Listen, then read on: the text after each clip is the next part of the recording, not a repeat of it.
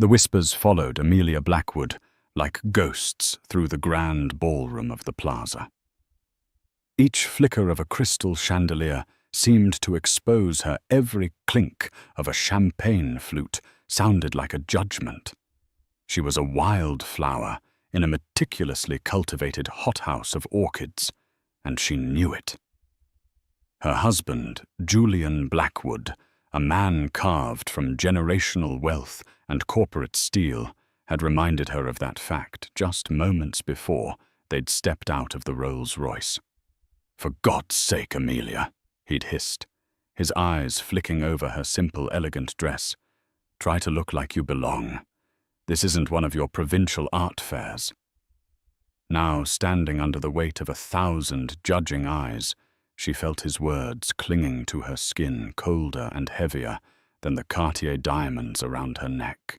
But she had no idea that this night, her husband's casual cruelty was just the opening act for a public execution, and that a ghost from her own past was about to walk through the doors and burn his entire world to the ground. The Blackwood Annual Charity Gala was the crown jewel of the Manhattan social season. It wasn't just a party, it was a performance of power. The air, thick with the scent of lilies and expensive perfume, vibrated with the low hum of influence. Here deals that would shape the skyline were made over canapes, and reputations were built or shattered with a single, well-placed whisper. Amelia clutched her small, beaded purse, the fabric a comforting anchor in a sea of glittering silk and unforgiving satin. 5 years of marriage to Julian Blackwood, and she still felt like an imposter. She had met him at a gallery opening where one of her landscape paintings was on display. He had been a whirlwind of charm and intoxicating confidence. He'd told her she was a breath of fresh air, a vibrant splash of authenticity in his monochrome world of trust funds and boardrooms. She, a quiet artist from upstate New York, who had built her own small success through talent and grit, had been swept away. The reality of their marriage, however, was less of a fairy tale and more of a meticulously curated exhibit. Julian loved the idea of her, the talented, earthy artist who made him seem more grounded. But he was constantly trying to sand down her edges to mold her into the perfect, silent and pedigreed accessory. He'd suggested she stop painting professionally. "It's a lovely hobby, darling, but it's not befitting the Blackwood name," and had replaced her comfortable, paint-splattered wardrobe with designer pieces that felt like costumes. Tonight's costume was a navy blue silk gown by a lesser-known, albeit brilliant designer she admired. It was understated elegant, and most importantly, it felt like her. But in this room, it was a whisper amidst shouts. All around her were the latest creations from Chanel, Dior, and Valentino, worn by women who had been born into this world. "Darling," Julian's voice, smooth as scotch, but with a bitter finish cut through her thoughts. He slipped an arm around her waist, his grip possessively tight. "The Rockefellers are here. Smile. And for heaven's sake, stand up straight. You look like you're waiting for a bus." She forced a smile, the muscles in her face feeling stiff. "I'm just a little overwhelmed, Julian. It's a lot." He let out a short, humorless laugh. "Overwhelmed by what success? This is our life, Amelia. You'd do well to get used to it." He steered her towards an impeccably dressed older couple, his public smile a mask of practiced warmth. As Julian schmoozed, Amelia felt a presence slide up beside her. "Amelia, you look quaint." The voice belonged to Isabella Croft. Isabella was everything. Amelia was not tall, razor-thin, with an icy blonde beauty and an air of aristocratic boredom that she wielded like a weapon. She was a senior VP at a rival investment firm, but she and Julian moved in the same predatory circles. They claimed to be old family friends, but Amelia always felt a different, more charged energy between them. Isabella's eyes, the color of a winter sky, raked over Amelia's dress. "Did you design it yourself?" "It has a certain artisanal charm." The word artisanal was meant to be an insult, a synonym for unsophisticated. "I have great admiration for the designer," Amelia replied, keeping her voice even. "She values craftsmanship over brand names." Isabella's lips curved into a smirk. "How noble." "Julian, darling," she said, turning her attention fully to him and placing a perfectly manicured hand on his arm. "I need to steal you for a moment. Marcus Vanderbilt has a question about the Hong Kong merger. It's dreadfully important." Julian's eyes lit up. He glanced at Amelia, his expression a clear dismissal. "Of course. Amelia, can you manage on your own for a bit? Try not to talk about paint pigments or the beauty of a sunset with the senator." He winked at Isabella, sharing a private joke at his wife's expense. Amelia felt a flush of heat creep up her neck. She watched them walk away, a perfectly matched pair of predators, their heads bent close together in conspiracy. It wasn't just the casual dismissal that stung. It was the easy intimacy they shared, an intimacy Julian and she had never managed to achieve. She was his wife, but in rooms like this, she felt more like his dirty little secret, the middle-class girl he was trying desperately to polish into a diamond. She retreated to the edge of the room, finding refuge near a towering floral arrangement. From there, she had a perfect view of the spectacle. She saw Julian laughing with Isabella, his hand now resting on the small of her back. It was a gesture so natural, so possessive, that it made Amelia's breath catch in her throat. The whispers she'd imagined earlier suddenly felt very, very real. She wasn't just being paranoid. Something was happening right here in front of everyone, and she was the only one who seemed to be outside of the joke. The humiliation when it began in earnest was not a sudden explosion, but a slow, suffocating poison. It started with Julian forgetting to introduce her. As he moved through the room, a king holding court, he would greet titans of industry and their wives by name, sharing handshakes and air kisses. When their eyes fell on Amelia, standing silently by his side, he would offer a vague, "And this is my wife," before immediately redirecting the conversation back to billion-dollar valuations and summering in the Hamptons.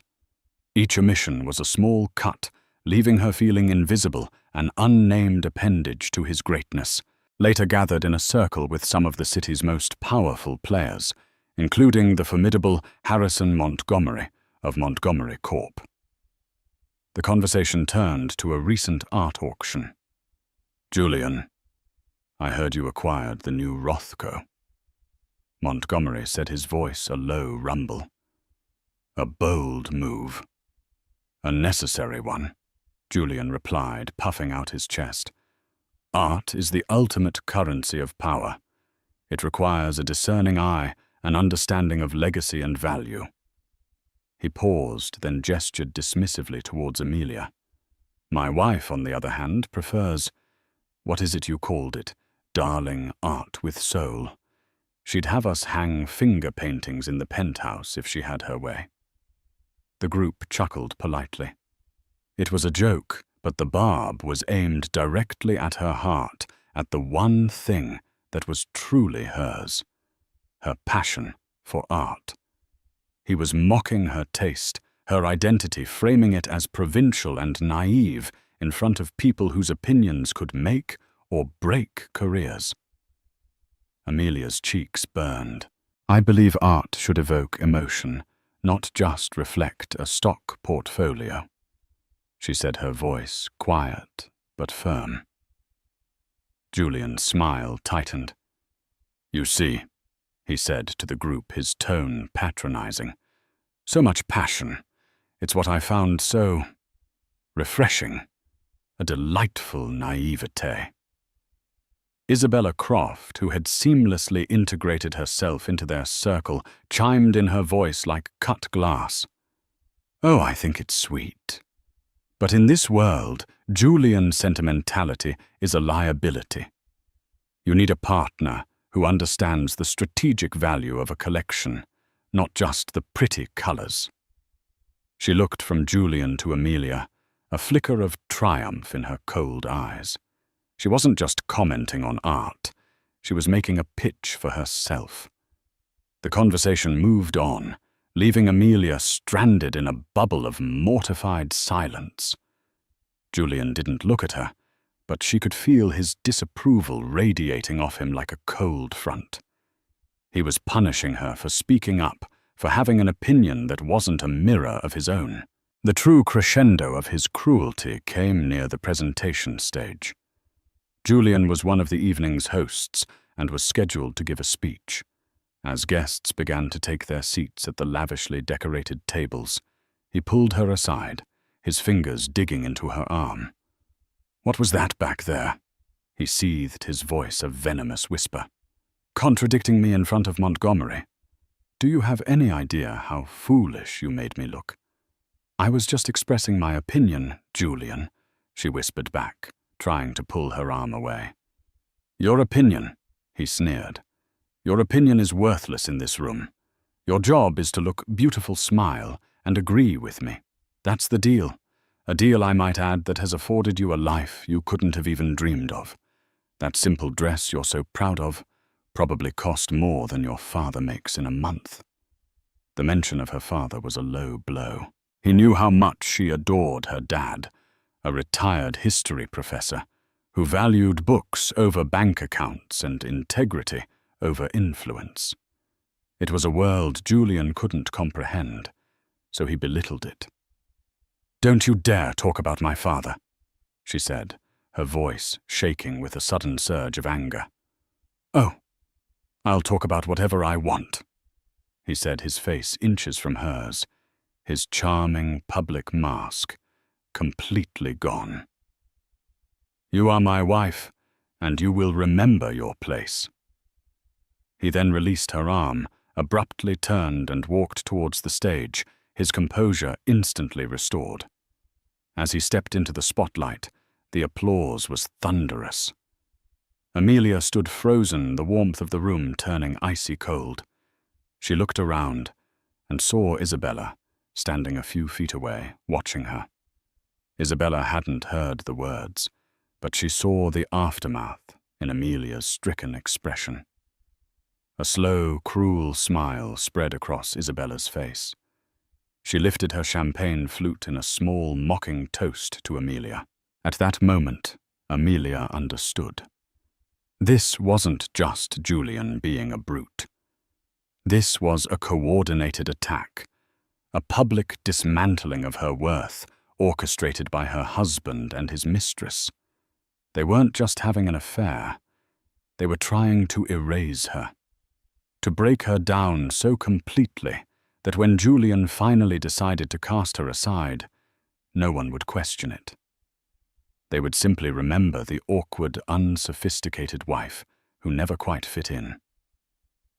The room started to spin the applause for her husband, sounding like a death knell. Amelia had to get out. The air in the ballroom was suddenly too thin, the weight of 1,000 pairs of eyes pressing down on her. Julian was on stage now, his voice resonating through the speakers, talking about philanthropy and legacy, words that sounded like ash in her mouth. She felt a wave of nausea and dizziness, a physical revulsion to the hypocrisy of it all. Excusing herself from the table, with a mumbled apology to the couple seated next to her, she fled.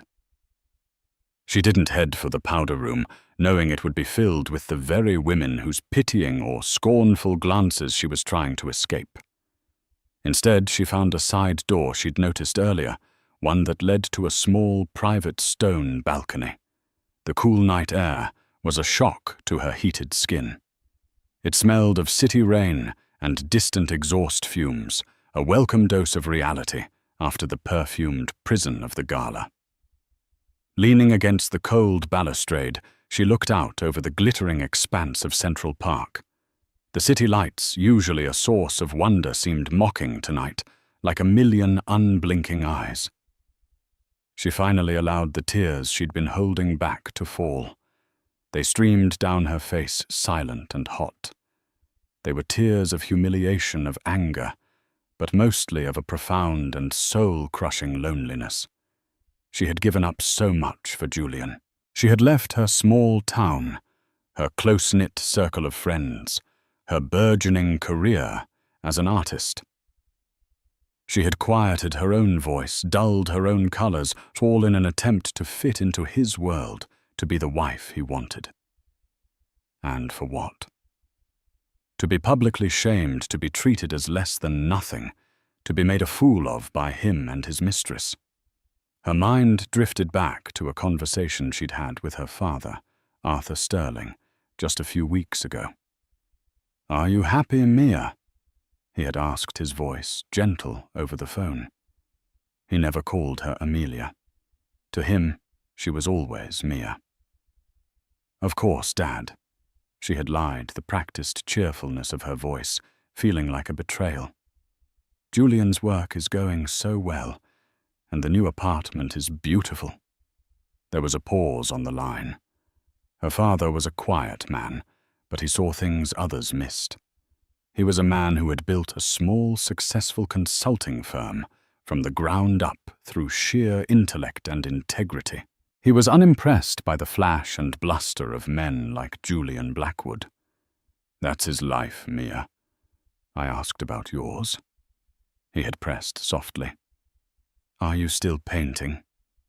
"When I have time," she hedged. The truth was, she hadn't touched a canvas in over a year.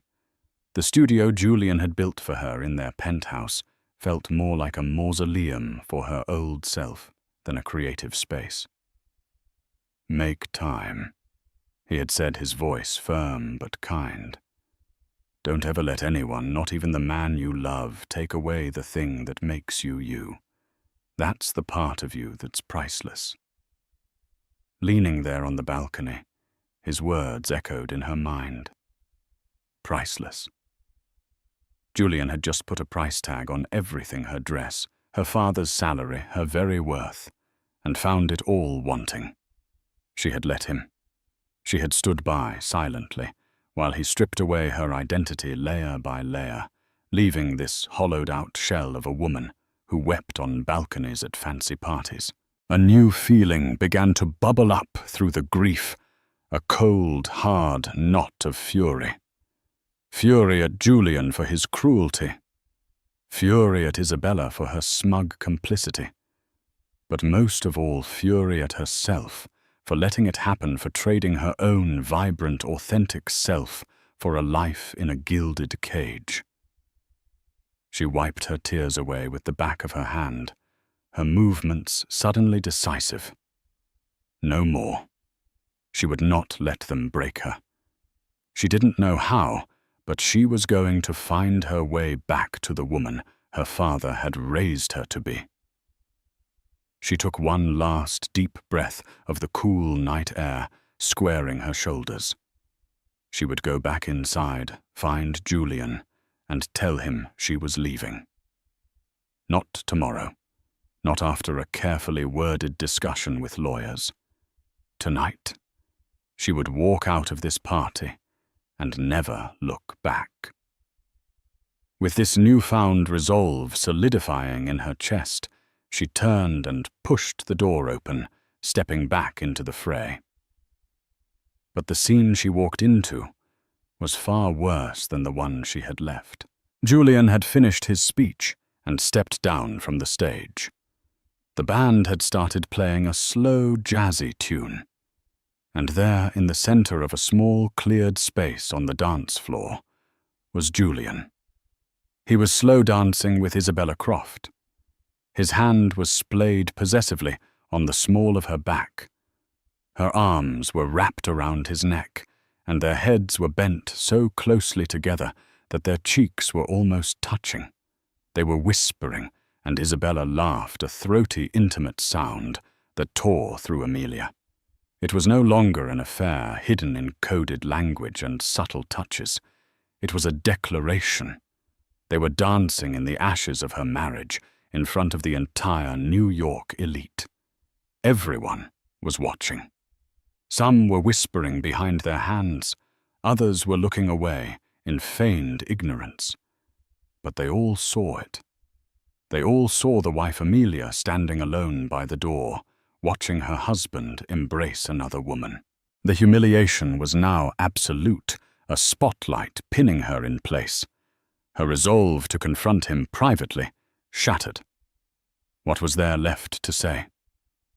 He had said it all without uttering a single word to her. Just as Amelia felt the last of her strength begin to crumble, a subtle shift occurred at the grand entrance of the ballroom. It wasn't a loud commotion, but a palpable change in the atmosphere, a ripple that started with the security guards and spread inward. Two of the imposing earpiece-wearing men who had been flanking the doors suddenly stood straighter, their expressions shifting from bored professionalism to sharp, respectful attention. A man stepped through the archway. He was not young, perhaps in his late 60s, with a full head of silver hair and a face etched with the kind of lines that bespoke intelligence and authority rather than age. He wasn't dressed as ostentatiously as the other men in the room. His suit was a simple, impeccably tailored charcoal grey, likely from Savile Row, but it bore no flashy labels. He wore no diamond cufflinks or a Patek Philippe watch. His power wasn't something he wore. It was something he was. It radiated from him a quiet, unshakable confidence that made heads turn. People didn't know who he was, but they knew he was someone. The gala's host, a flustered socialite named Beatrice, hurried over to him, her face a mask of confusion and concern. "Sir, I'm sorry this is a private event. Perhaps you're mistaken." The man simply handed her a plain white card. Beatrice glanced at it, and the color drained from her face. She looked up at him, her jaw slack with shock and a newfound deference. "Mr. Sterling," she stammered, "of course, my apologies. We weren't expecting you. Please come in. Can I get you a drink?" "That won't be necessary," the man said, his voice calm and measured, yet carrying an authority that cut through the nearby chatter. His eyes, a piercing shade of blue, scanned the room, not with curiosity, but with a clear, defined purpose. They swept past the glittering chandeliers, the groaning buffet tables, and the clusters of gossiping guests. Julian and Isabella, still wrapped in their brazen embrace on the dance floor, had noticed the disturbance. Julian, ever the opportunist, saw the deference being shown to the newcomer and immediately smelled money and influence. He disentangled himself from Isabella, smoothing down his tuxedo. "Who is that?" he murmured to her, his eyes narrowed. "I don't recognize him, but look at how Beatrice is fawning over him. He must be significant." "Sterling?" Isabella whispered back, a flicker of uncertainty in her own eyes.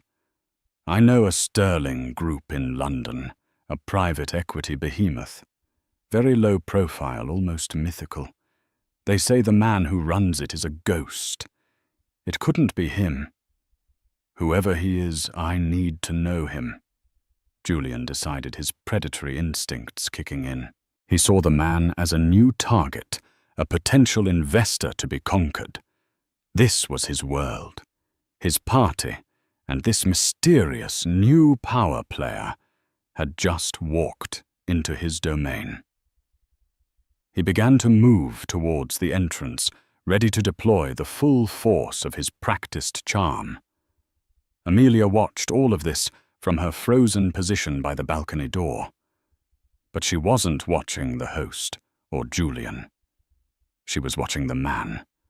Her heart, which she thought had been shattered into a million pieces, gave a painful lurch, not of fear, but of disbelief. The blood drained from her own face, and for a moment the room tilted on its axis. Because she knew this man. She knew the quiet set of his shoulders, the determined line of his jaw, the intelligent calm in his piercing blue eyes. It was her father, Arthur Sterling, the quiet, retired history professor who loved books and peaceful walks in the woods. Except apparently that wasn't the whole story. The man who had just silenced the most powerful room in New York City with his mere presence was the same man who used to read her bedtime stories and help her with her history homework. She felt a profound sense of dislocation, as if her entire life had been a lie. Why was he here? And who exactly was he? Her father's eyes finally found her across the crowded room. His gaze softened instantly, the hard edge of authority melting away, to be replaced by a look of profound love and heart-wrenching concern. He saw her tear-streaked face, her trembling hands, her utter devastation. And in that moment, his expression hardened again. But this time, it wasn't the dispassionate look of a businessman. It was the focused, righteous fury of a father who had just seen his child in pain. He ignored the fawning host and the approaching Julian Blackwood. He began to walk his path straight and deliberate, cutting a clear line through the sea of A-listers. His destination was not the bar, not the stage, not the most powerful CEO in the room. His destination was his daughter. The ballroom seemed to hold its collective breath as Arthur Sterling moved.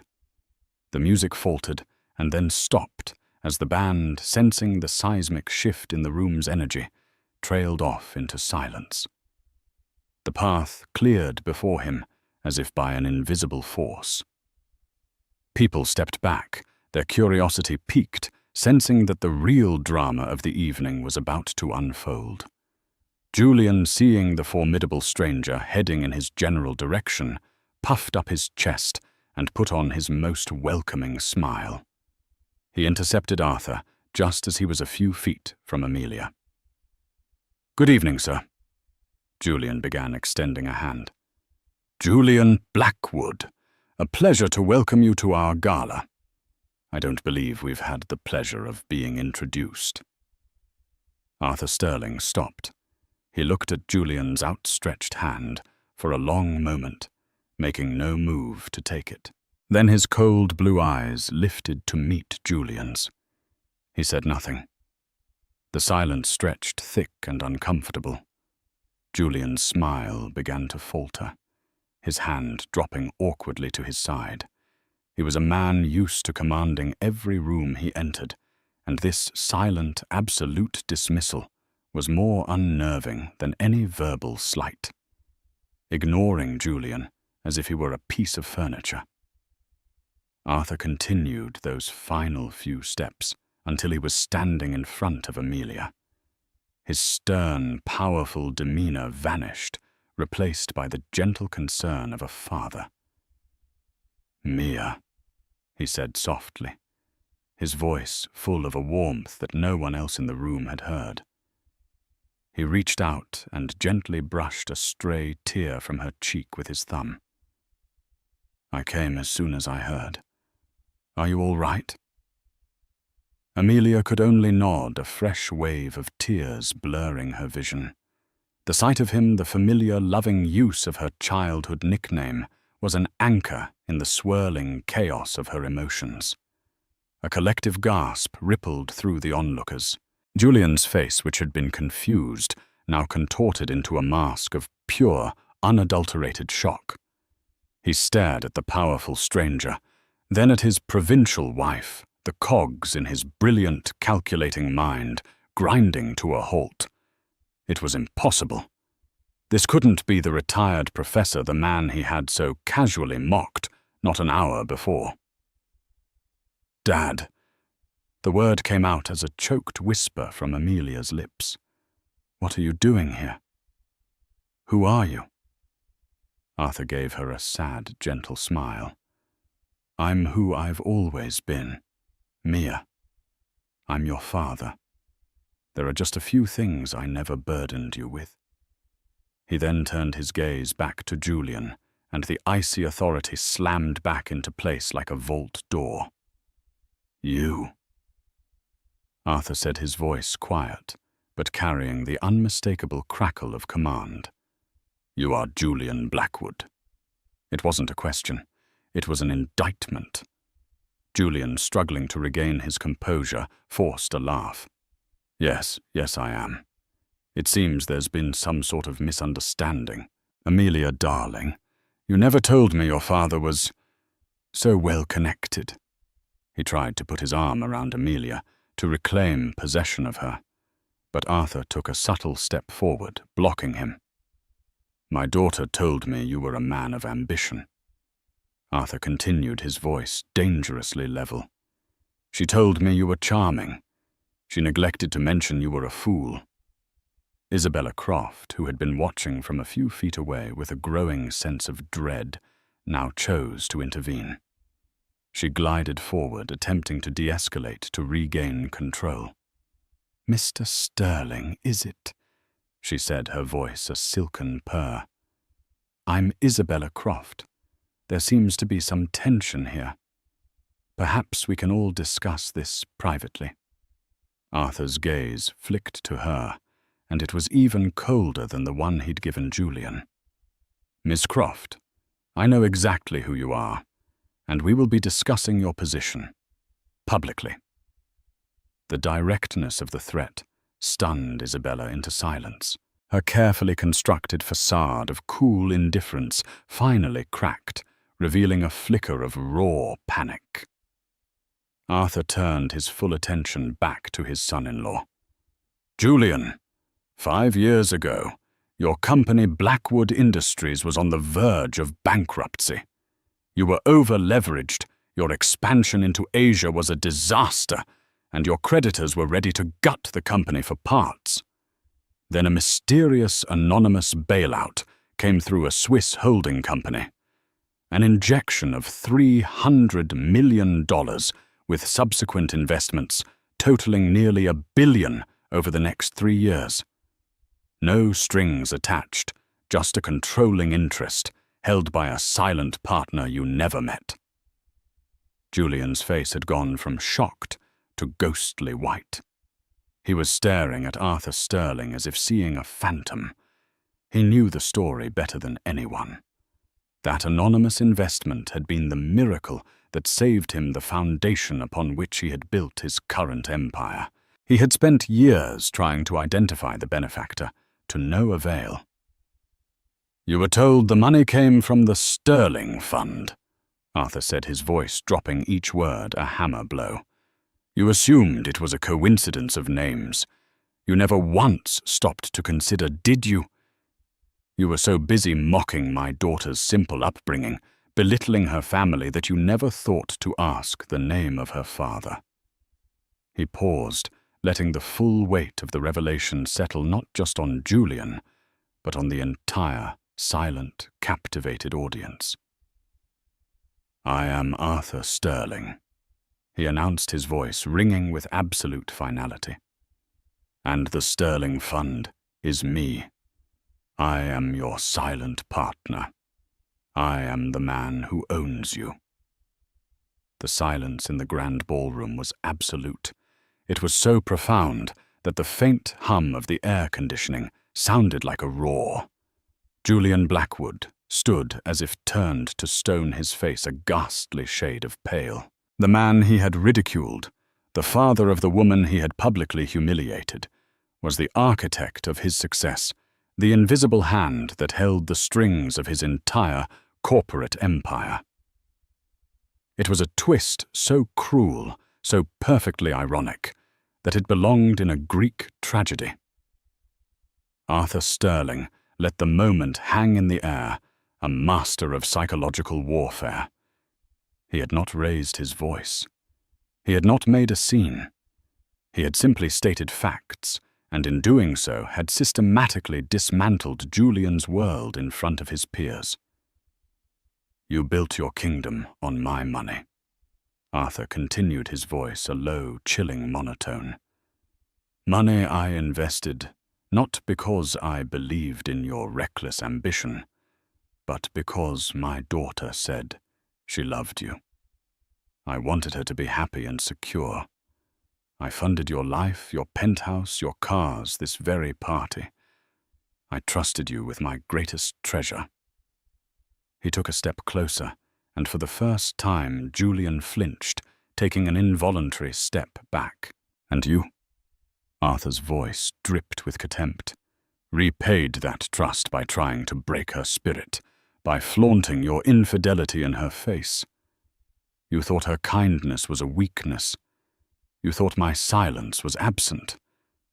You were wrong on both counts." He then turned his devastatingly calm gaze upon Isabella Croft, who looked as if she wanted to the marble floor to swallow her whole. "Ms. Croft," he said, "while my son-in-law was distracted by your charms, you've been quite busy. You thought you were playing him, didn't you?" Isabella opened her mouth to speak, to deny, to salvage something, but Arthur cut her off. "Let me be specific. For the last 18 months, you have been systematically leaking proprietary data from Blackwood Industries to your employers at Morgan & Chase Investments. Specifically, you've been feeding them Julian's acquisition strategies and quarterly projections, allowing them to consistently undercut his bids and anticipate his market moves." Julian's head whipped around to stare at Isabella. His shock now mingled with dawning, horrified comprehension. He thought of the deals that had mysteriously fallen through, the rivals who had always seemed one step ahead. He had chalked it up to bad luck, to an internal leak he could never find. He never once suspected the woman in his bed. How could you know that?" Isabella stammered, her voice thin and reedy. Arthur's lips curved into a smile that held no warmth. "Because, Ms. Croft, while you were busy trying to pick my son-in-law's pockets, my people were picking apart your life. I have copies of your encrypted emails to your boss, Marcus Thorne. I have records of the offshore payments made to a shell corporation in your name in the Cayman Islands. I have a sworn affidavit from the junior analyst you blackmailed into helping you. To be brief, I have a dossier on you that will not only end your career, but will very likely send you and Mr. Thorne to federal prison for corporate espionage and wire fraud." Isabella swayed on her feet, her face ashen. The hunter had just become the prey. She had thought she was manipulating a powerful man, only to discover she was a pawn in a much larger game played by a master she had never even seen. Finally, Arthur turned back to Julian for the final killing blow. "So you see, Julian, your grand betrayal is pathetically small in the grand scheme of things. You weren't just cheating on my daughter. You were being played for a fool by a corporate. You were so blinded by your own ego that you handed the keys to the kingdom to the enemy, all for a cheap thrill." He let the words sink in, a poison seeping into every corner of Julian's shattered pride. "The board of Blackwood Industries will be informed of this catastrophic security breach in the morning," Arthur stated calmly, "along with the fact that the Sterling Fund, which holds a 51% controlling interest in the company, has lost all faith in its CEO. I will be calling for an emergency vote to have you removed. Given that you have jeopardized the entire company and its shareholders, I expect the motion to pass unanimously." He looked around the room, his eyes meeting those of the powerful board members and investors who were scattered amongst the guests, all of whom were now looking at Julian, not with admiration, but with cold, calculating fury. "Your career is over. Your reputation is destroyed. You have lost your company, your mistress, and your wife in the span of 10 minutes. I hope for your sake it was worth it." With that, he turned his back on the broken man. He walked to Amelia, who had watched the entire exchange with disbelieving eyes.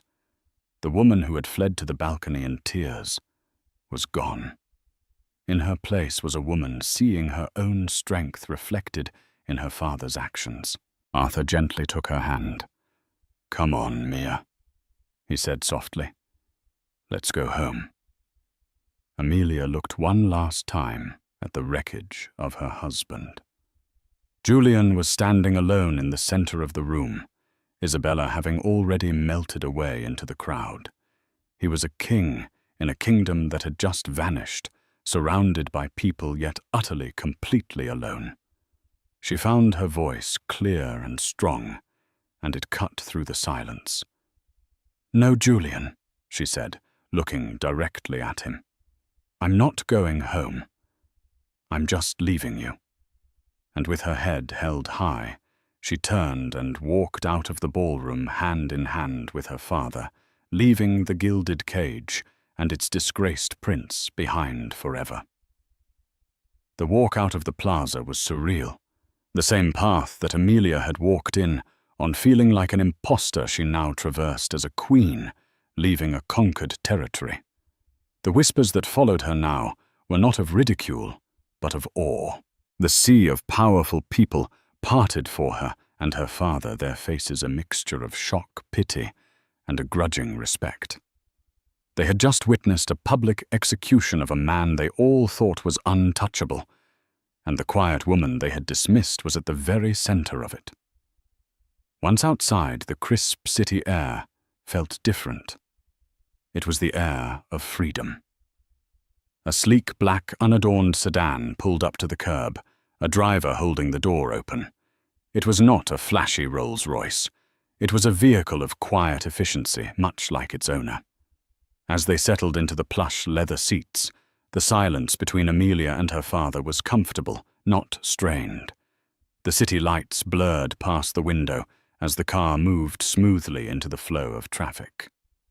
"You have questions?" Arthur said, finally breaking the silence.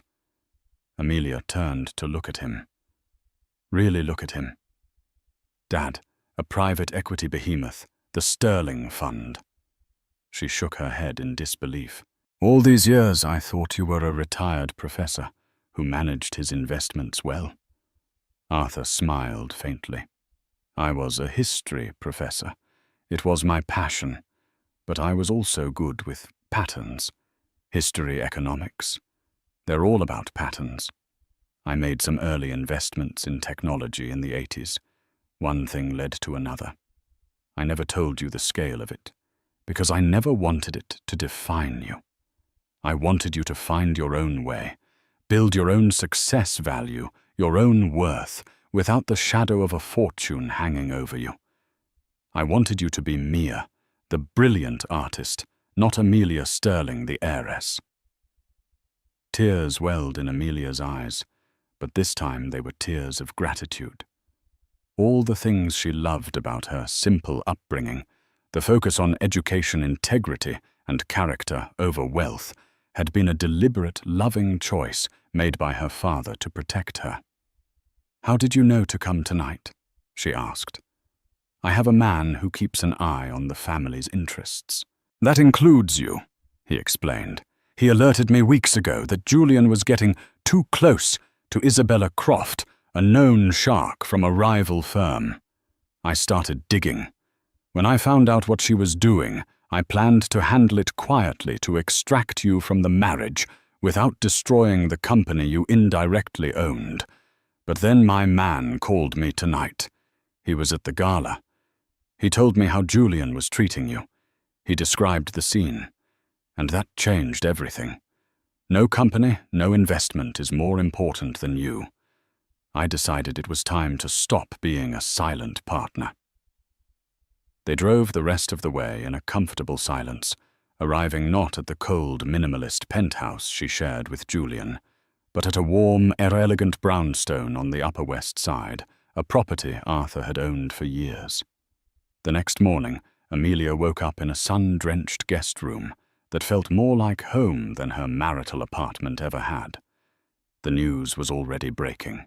Financial news outlets were in a frenzy about the bombshell revelations at the Blackwood Gala. Blackwood CEO faces outer amid corporate espionage scandal, screamed one headline. Secret billionaire Arthur Sterling revealed as power behind Blackwood Industries, shouted another. Julian was ruined. Isabella Croft and her boss had been suspended, and federal investigators were already involved.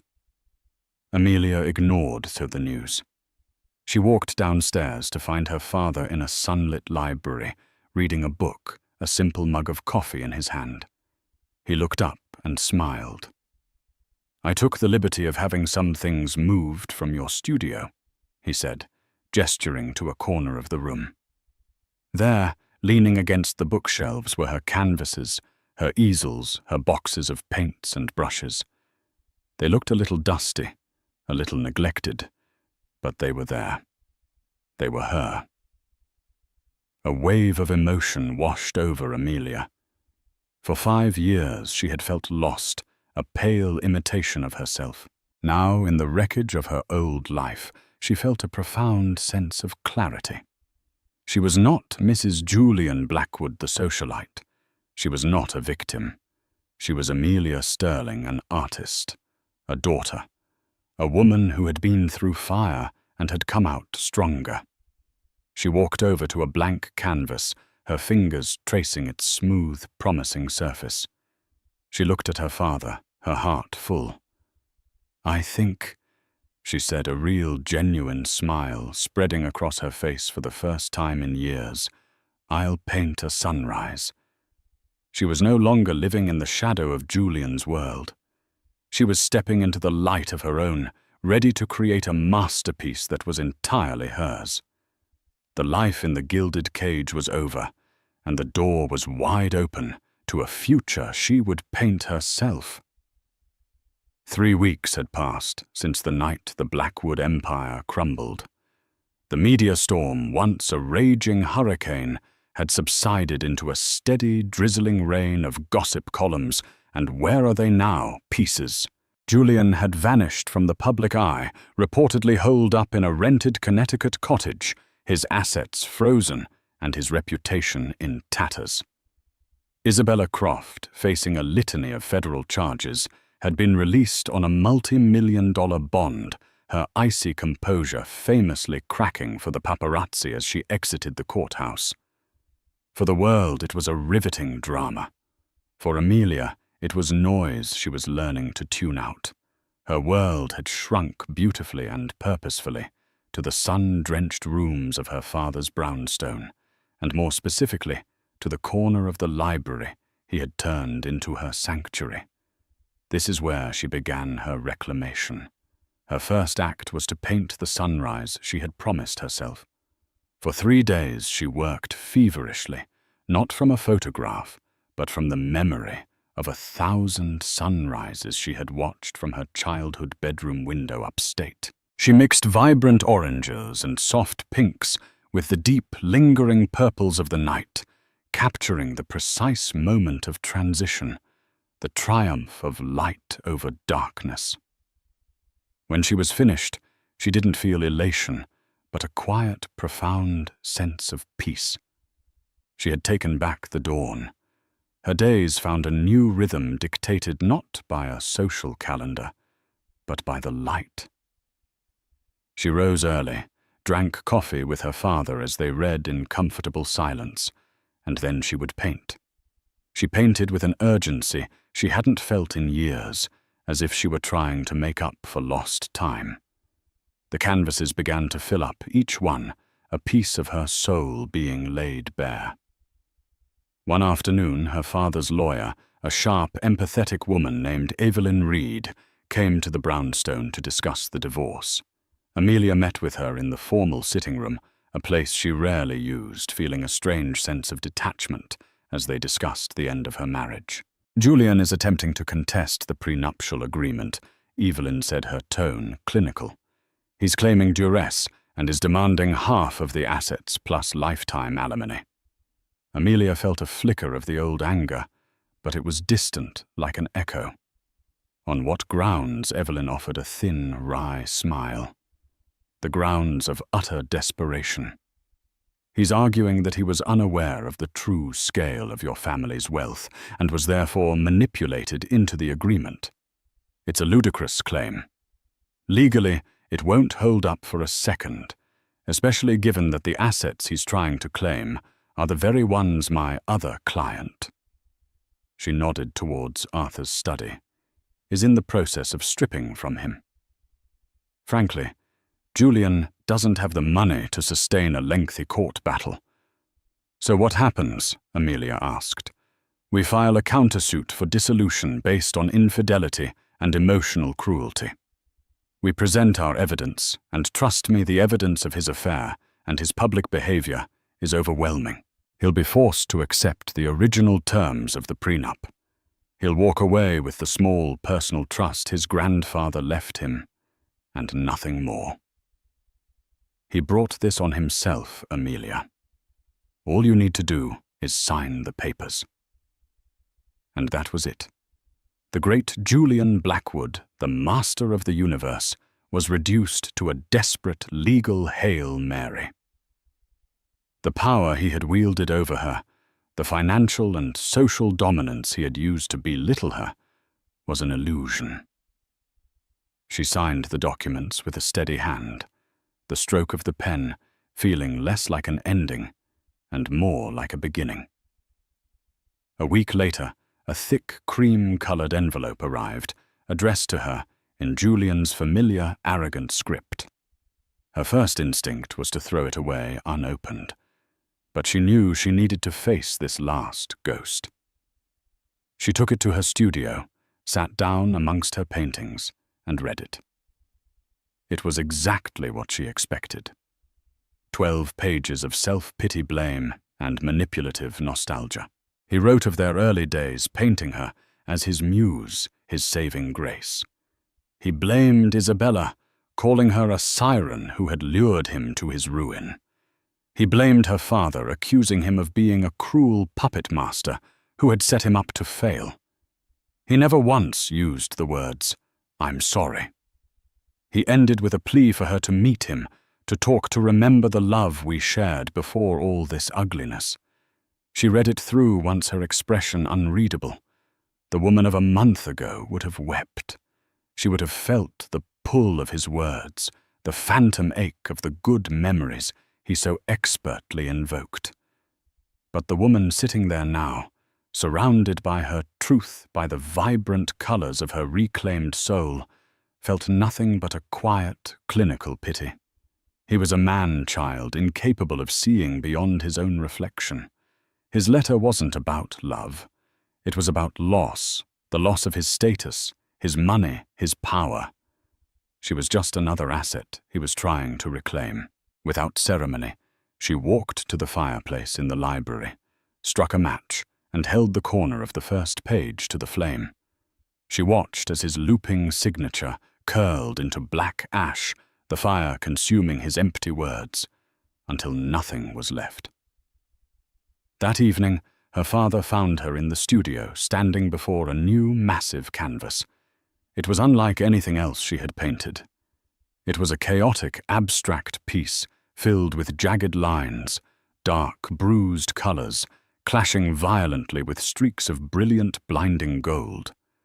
It was unsettling and raw, but it was also undeniably powerful. "What's this one called?" Arthur asked softly, studying the canvas. Amelia wiped a smudge of black paint from her cheek, a genuine smile touching her lips. "I'm calling it The Gala," she said. "I think it's finished." It was all there, the confusion, the humiliation, the fury, the shattering of the gilded cage. By painting it, she had taken the ugliest night of her life and transformed it into art. She had taken control of the narrative. Arthur put a comforting arm around her shoulders. "Your first solo exhibition is confirmed for the spring," he said. The gallery owner was ecstatic when she saw the photos of your new work.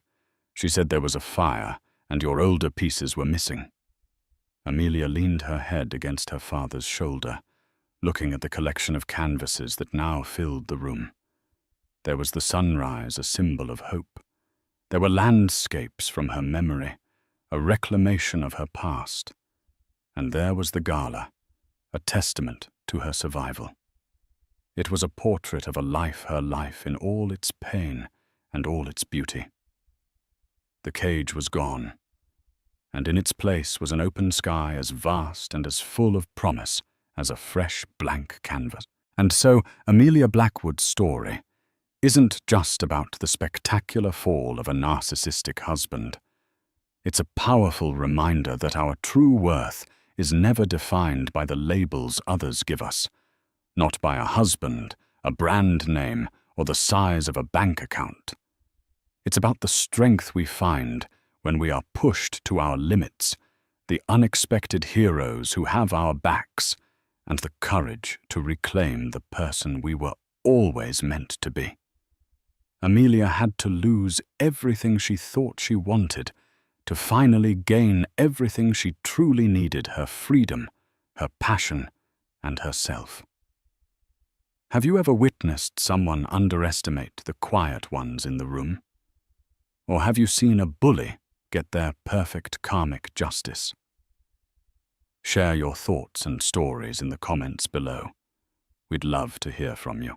If this story of resilience and righteous revenge resonated with you, please give this video a like, share it with someone who needs a reminder of their own strength, and don't forget to subscribe to our channel for more real-life dramas that will keep you on the edge of your seat. Click that notification bell so you never miss a single story. Thank you for listening.